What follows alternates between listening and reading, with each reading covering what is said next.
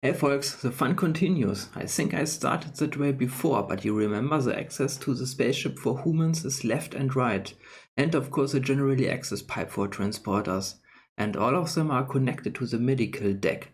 I rebuilt the medicine zone on this deck. It's now smaller and I use the empty space in the front part for more crew apartments. The other side need later also an revision, but for now let's jump in.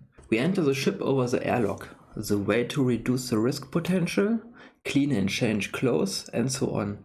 Or straight this way, we take this lift to go up. A wrong side, that is where we mix potions.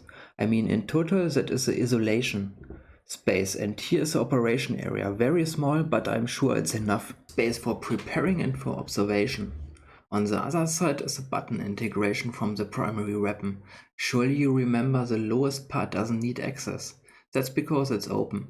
Behind that are new rooms for the crew. The result from the short operation zone is another big hole in the hull, but I think it matches later very nicely because I can tinker later in connection to the energy adapter.